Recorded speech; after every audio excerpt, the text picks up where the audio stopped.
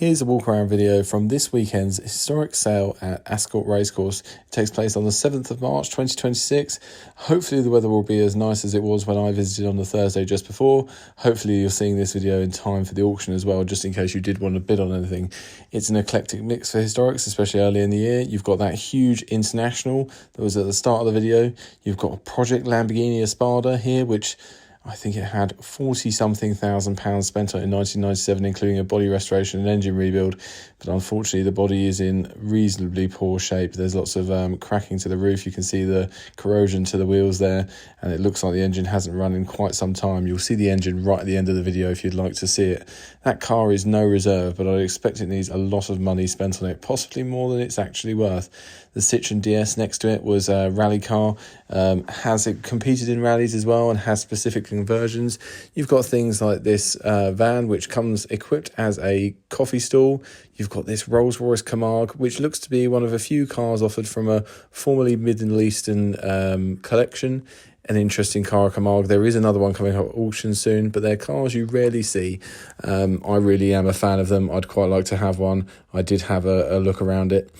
You've got a Pantera over in the background there, which is another of those cars that looks to have come from the Middle East. And there's also an Alfa Montreal with very little history that had people swarming around it when I was there.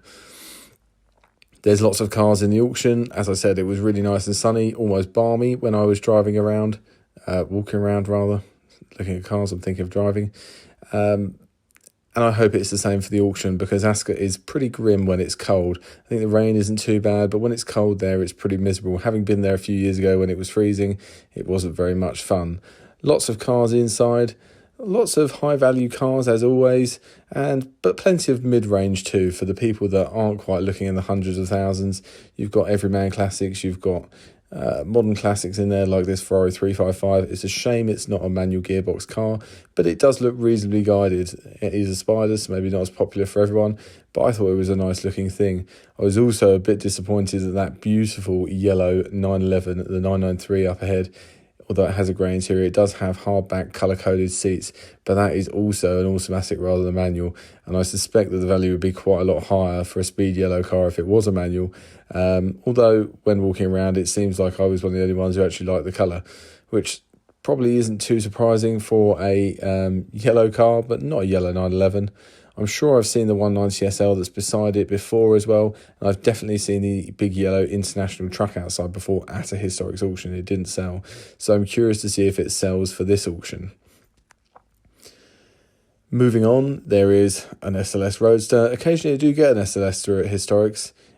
I would much prefer the coupe, but a beautiful car nonetheless. One of my favourite modern cars, one of the cars I'd love to have.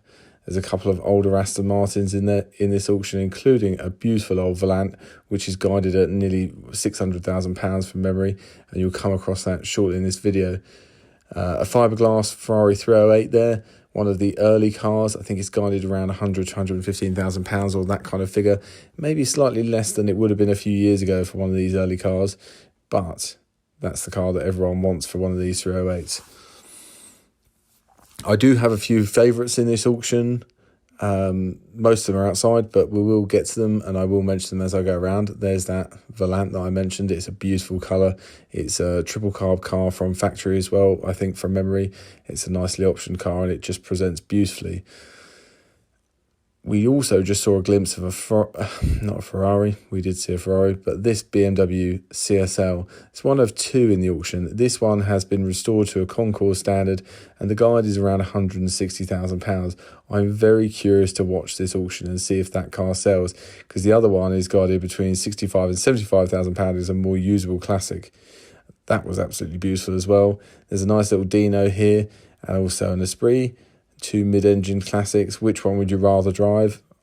I love an Esprit, but the Dino really is quite captivating. So originally that was supposed to be painted red from factory, but a late order change turned it to blue Dino, I think.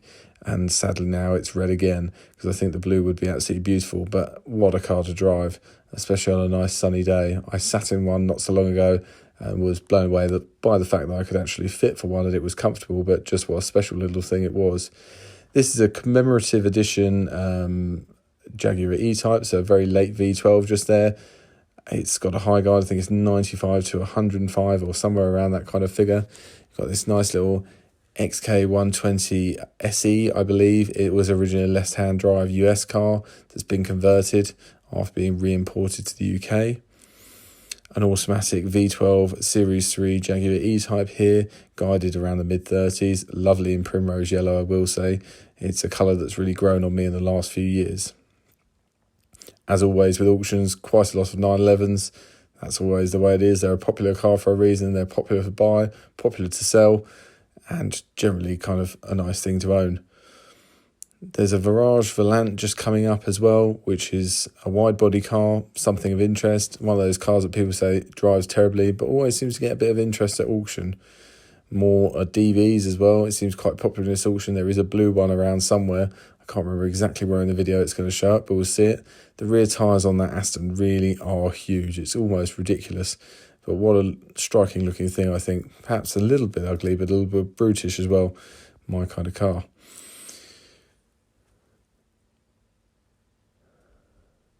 You can just see that other blue Aston in the background. I can't believe I forgot exactly where it was. But that says it also didn't quite captivate me as much as the cars around it. There's a beautiful little Healey that's not far away from it that's got 3 seats in it.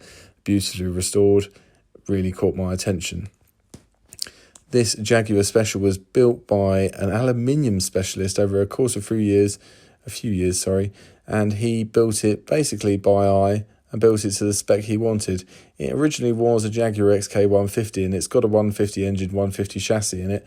Here's that other CSL, by the way, but that car has been completely rebuilt and restyled. It's no longer a 150, it is just a Jaguar Special. It's quite something, quite striking. It looks really beautifully done based on what I saw. So I'm curious to see whether that reached its rather strong guide, in my view. It's not the prettiest of things, and also it's not a recognised kind of brand. There's a little Ferrari Mondial T convertible just there, which I was quite a fan of. That was guided at 22 to 28,000 pounds. I can imagine it's not as dynamic as a Ferrari should be, perhaps, but a nice thing to drive around in the summer months during the sun. Just enjoy it. Don't expect too much of it dynamically, and you probably get on quite well. A lovely Lagonda drop head as well here. A beautiful thing. There's a few more of these coming up at auction as well. I think it's really elegant, beautiful coachwork, beautiful styling. There's that little Healey that I mentioned as well. And in the background there is a fast road spec Lotus Elan.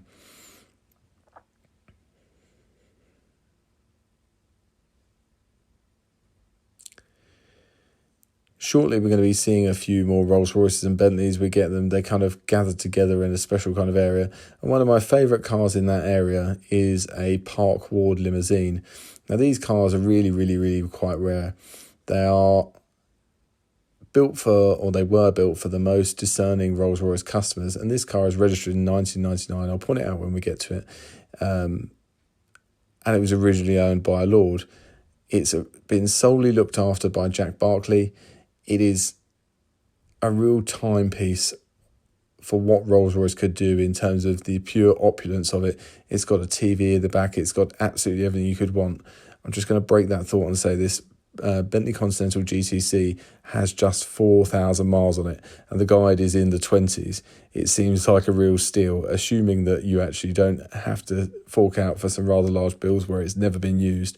But this is as new as you can get to one of these cars, and I think the guide is actually very reasonable. So I wouldn't be surprised if it goes over guide, but we'll have to wait and see. There's a beautiful Rolls Royce here, and then the Park Ward is just in the background.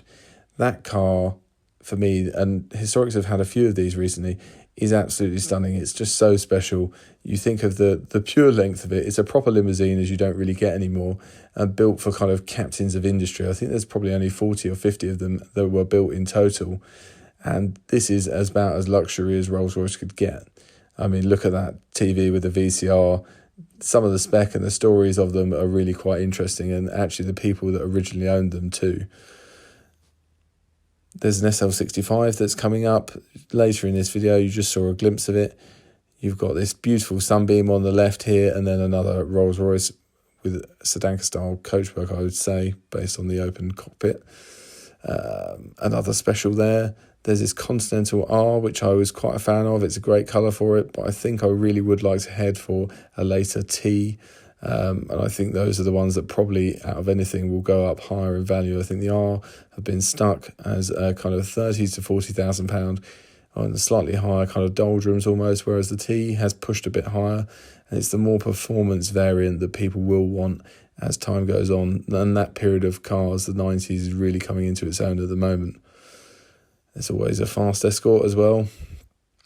You normally see them hanging around auctions. Something to be seen. A Mustang, quite nice. Again, a convertible. I mean, perhaps it's too early in spring to be looking at convertibles for summer. But if they get good weather, then maybe people will be driven to say, actually, I'd quite like to buy a convertible now. It's the right car. I can use it for the summer months and then go from there. And to be honest, most of these classics won't have been driven very much, and maybe they are only summer cars anyway. There's very few people now who use some of these cars throughout the year. And don't get me wrong, I think they absolutely should be used. If you can use them and keep them driving, it's the best thing for them. Enjoy them. If the roads are sorted, I can understand you don't take it out. But other than that, use them. It's what's best for them. This absolutely beautiful piece of Americana here. The styling of this, the build of it, the detailing is absolutely incredible. You just don't get stuff like this anywhere else. Another little Healy. I'm a real fan of these. This one's 4-speed gearbox, so it should be a BN2, I think, from my memory. A lovely little thing. A proper British sports car that you don't kind of get anymore. British sports cars and sports cars in general are something of a dying breed, and I think those kind of 50s and 60s period cars really are something quite special. This Porsche 356 was originally delivered to Volkswagen Mexico, I think I remember reading in the guide. It's guided at £95,000 to £110,000. Beautiful little thing. I really like it. It must have lived quite a life, I think, and now it's here in the UK. Another little Elan. I was quite taken with the colour scheme on this. Sometimes it only has to be a colour scheme that really catches your eye. They really work on some cars or not on others, like a black 911 doesn't for me. I prefer colourful cars, but that little Elan was quite sweet. There was just a glimpse of a convertible Jaguar XJ6 as well. I would really like to drive it and see how dynamically inferior it is to a standard saloon car. I think it's going to be a particular kind of person that would buy that car. It's previously not sold at another auction of historics, and I'm kind of curious to see how it ends up. You've got a Datsun there, you've got a VW Thing, and then you've got this absolutely gorgeous Alfa Romeo, which is one of a few right-hand drive converted cars in period. It's absolutely beautiful. You always get that kind of slight spaceship UFO styling from that period before it was even a thing, and it's just so elegant. I'm a real fan of this car. It's absolutely tiny. I don't think I'd even fit in it. I'm just going to come round to that Jaguar XJ6. It does have a roof brace, but I can only imagine the handling must be somewhat floppy. And it's really a car that I would expect to leak in the rain and you'd only use in the sun, maybe for weddings, which kind of the colour would lead you to think of. It'd be great for wedding photography, I would imagine, but you wouldn't want to have to put the roof up now, would you? We're going to head outside shortly and you're going to see the rest of the cars. There are some lower value classics outside, and there's also a couple of cars that may surprise you. It certainly surprised me that I would have thought would have been inside for this auction especially. And one of those is my kind of star of the show. It's been at a couple of previous historic sales, and it is a Bentley S2 Continental. It is a wonderful thing. It looks very original generally, and it is so special.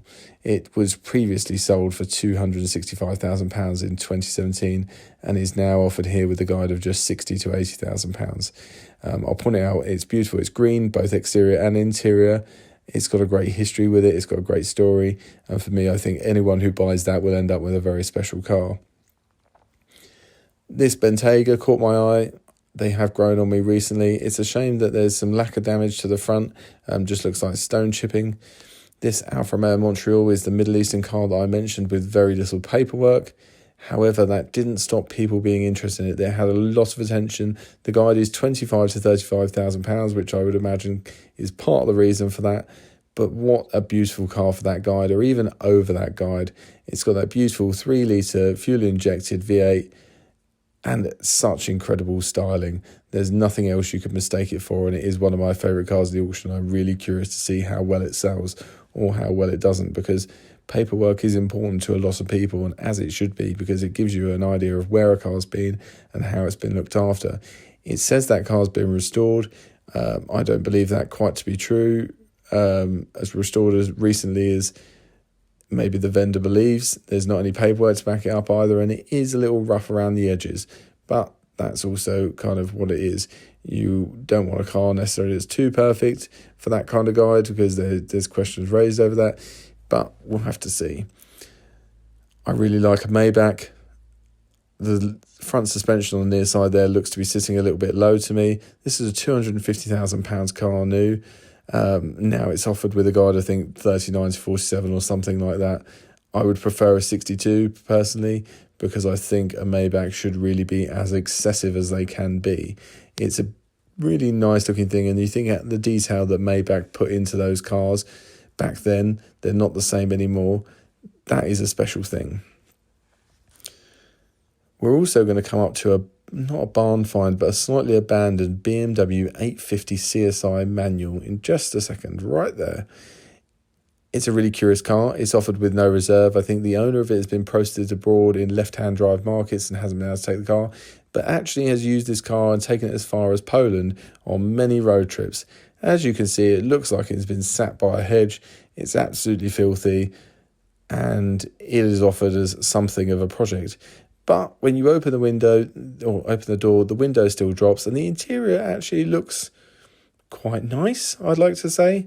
I did have a look under the bonnet as well. You're probably going to see me struggle to get the bonnet up with one hand, which obviously wasn't possible in a second. And the engine bay, okay, could be tidier. But I'm really curious to watch what this sells for. If this was in the US, this car would be worth a lot more money. And even in the UK, these cars have quite a varied value. And I'm really curious to see if my suspicion of where it'll end up comes true. I would really like one of these. It's a 5.6 litre V12 with a manual gearbox. Who wouldn't like that? It's exactly my kind of car. As I said, could be tidier under there, but doesn't look too bad. And it's kind of a real super GT of the period in my eyes. You've got a couple of funny looking pickups here, an old Mercedes, and then this 1949 registered, I think, on a latest chassis American pickup.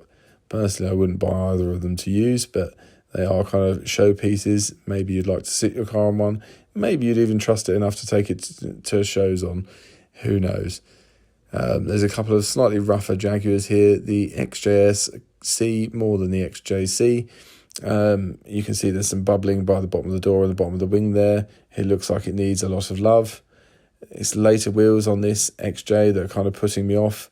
Other than that, I didn't really look around it, I'll be honest, and it looks reasonably guided versus condition.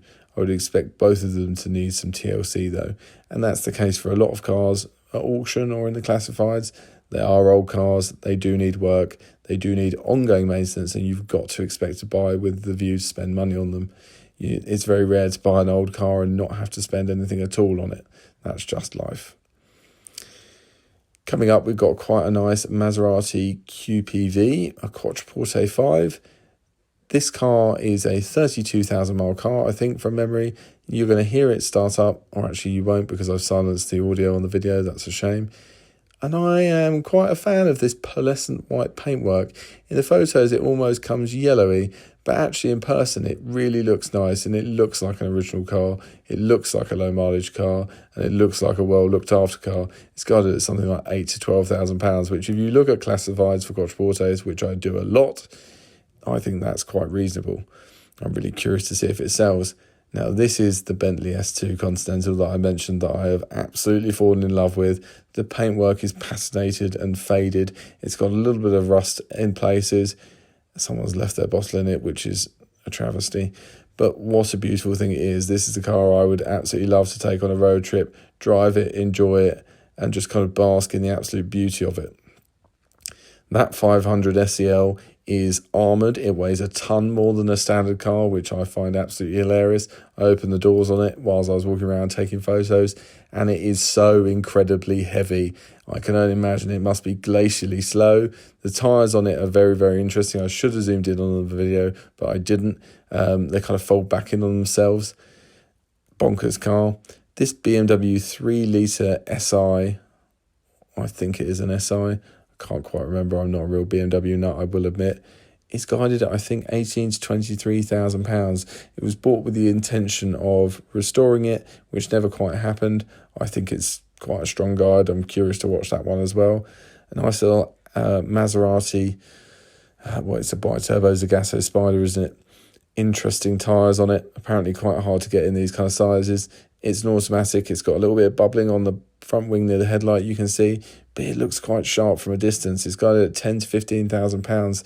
And I will admit, I do quite like them. I love Maserati anyway, and I like that period of cars. They look quite small. They look like they could be a little bit of fun on a B road, but more of a cruiser than anything, I suppose. But I am quite taken with that. And I compare it in my head to the Mondial, which is, okay, more expensive perhaps, and we'll see in the final sales prices which is more expensive and how big the void is between them. But I think they're comparable in terms of buying a not too dynamic sports car for summer that you can put the roof down and perhaps put more than 2 people in, although I'd be surprised if anyone actually did. We're going to come up to a left-hand drive US spec Ferrari 308 GTBI shortly, which is in below average condition, I'd say.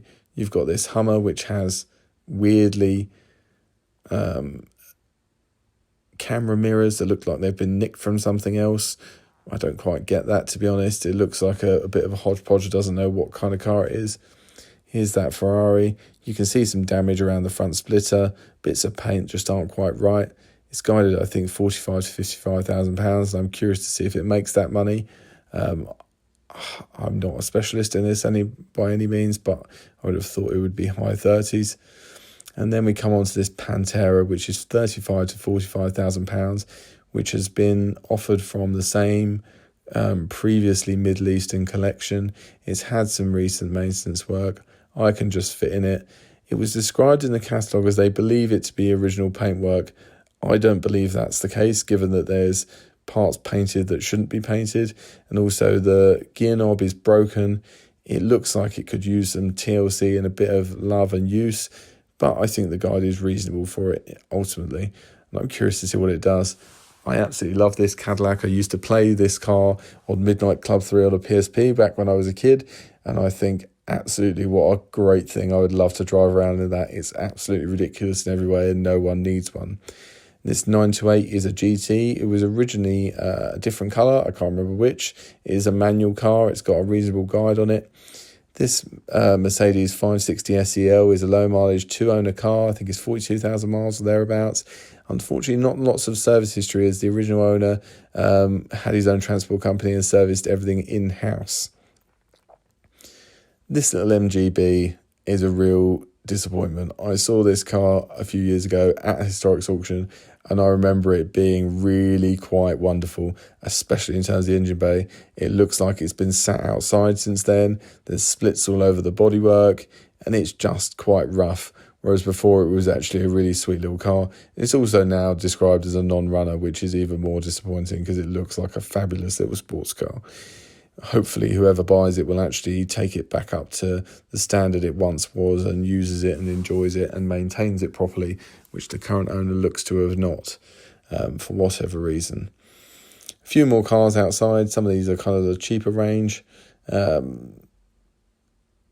much to say. I didn't look at them too closely, and you've got the 4x4s coming up. But I hope that generally, as with all sales, it's a successful sale. I know that the Friday viewing has been very rainy, very miserable, and I feel for all the support staff there having to endure that, and probably a lower level of viewing. It was described as being busy on the Wednesday, and it was busy on the Thursday when I was there. Hopefully they get some sunny weather and some good sales going through, both for vendors and for buyers. If you're bidding, good luck. If you're selling, even more good luck. I'm going to keep an eye on a couple of cars myself. And we'll have to see how the results go. I will, as always, try and post some sale prices, which is coming up to that Spada V12, and then we'll see from there. Hope you enjoyed the video.